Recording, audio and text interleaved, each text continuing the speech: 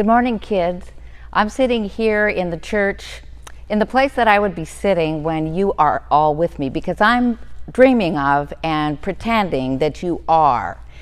I'm going to talk to you about something most people are usually pretty excited about, and that's getting presents.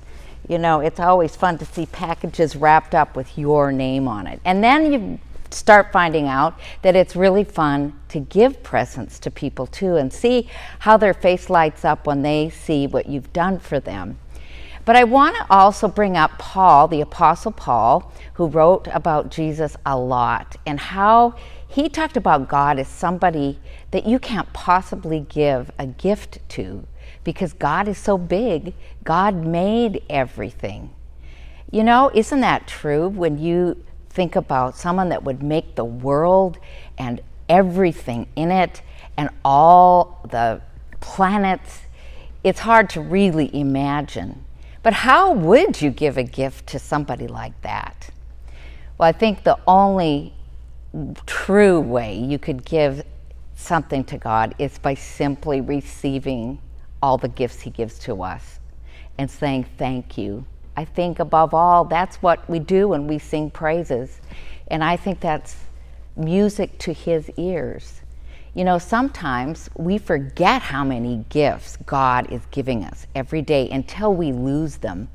This past week, my dog Luther, who many of you know well, he ate something he shouldn't have, and he started throwing up so badly he couldn't eat or drink, and I had to take him to the animal hospital.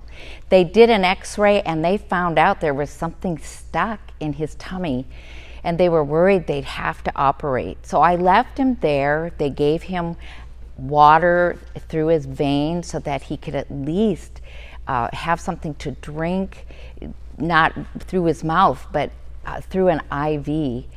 And I worried so much about him. Well, thankfully, the next morning they said, it came out and it's all good. You can come and get him.